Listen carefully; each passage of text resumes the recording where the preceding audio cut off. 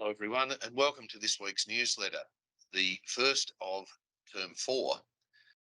This is the final week for our graduating class of 2022.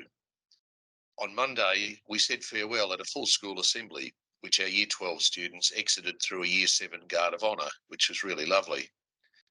On Monday evening, the graduation mass was celebrated by old collegian Father Matt Thomas. It was a beautiful and moving celebration. Wednesday was celebration day with fancy dress and a parade, and tomorrow night the graduates and their families will gather for a valedictory dinner. Next week is SWATVAC with VCE exams commencing the following week. The final half of our graduate St Joseph's education has been undertaken in a COVID-impacted environment, with the first lockdown having occurred during Term 1 of their Year 10.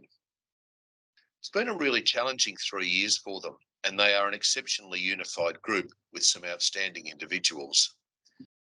The author and poet Khalil Gibran reminds us that out of suffering have emerged the strongest souls, and the most massive characters are seared with scars. We can't see most of the scars on these young men, but we do know that they are outstanding with strong souls, and perhaps that's because of their experiences. As Oprah Winfrey claims, where there's no struggle, there's no strength. The class of 22 across the board is an impressive group, collectively and individually, and we wish them every blessing in their bright futures. Last week, the Geelong Advertiser carried a front page based on an article which referenced a report into the operation of Edmund Rice Education Australia from a governance perspective.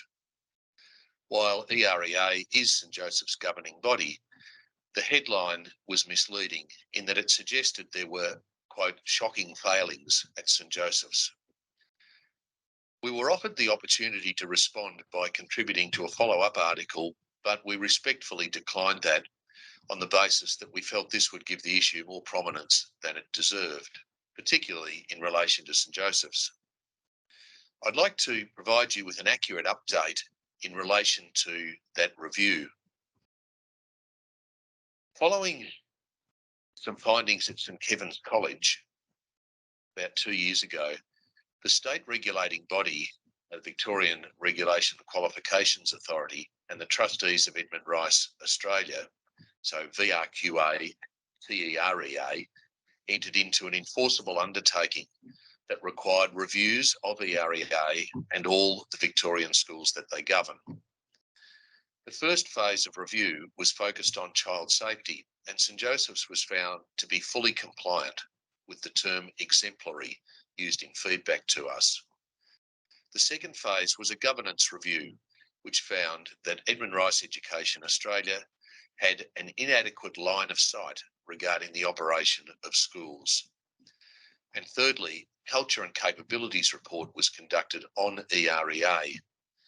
The final version of this report contains 6 main recommendations for areas of improvement, and these are detailed in the letter that's posted on our website and referenced in my email to families last week. It is pertinent to note that the report doesn't include changes that have been made in the last 18 months.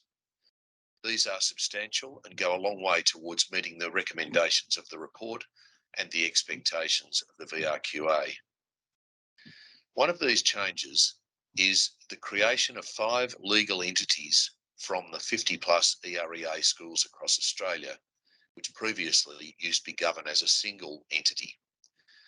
5 of the 6 EREA Victorian schools, St Paatsch Ballarat, Parade Bundoora, St Bernard's Essendon, St Mary's College in West Essendon and Windsor, and ourselves, will be governed as a separate entity within EREA.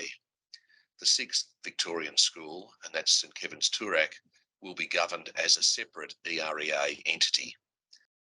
And in speaking about the creation of the Victorian entity, I'm delighted to announce that Mr Andy Coopy, who's the current principal at Parade College, has been appointed as the inaugural director of that body. As you may also be aware, we're currently operating in an unsettled industrial environment in the school. The Independent Education Union, which represents teachers, and the Catholic Education Commission of Victoria, which represents employers, have been unable to reach agreement on the detail of a new salary and working conditions agreement. College leadership are completely supportive of improved salary and conditions for our staff. There is, however, currently a no freebies campaign being followed by some of our staff, which will see them choosing not to be involved in tasks outside the direct requirements of their role.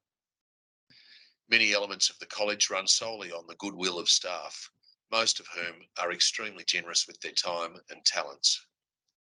I have full confidence in the professionalism and student focus of our staff, and hence I'm confident that this campaign, while some nuisance value to the school, will have little or no impact on student learning.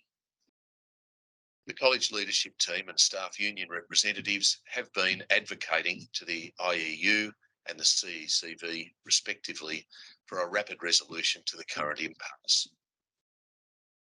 And finally, last week we wrote to all families detailing our high expectations of student behaviour on buses to and from school. May I reiterate our request that you discuss these expectations and reinforce them with your son.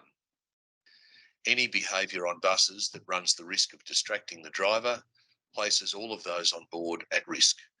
And following the tragic bus accident involving Loreto College Ballarat students, we are even more acutely aware of the possible ramifications of an accident. So I thank you in anticipation for your ongoing support in this matter. God bless.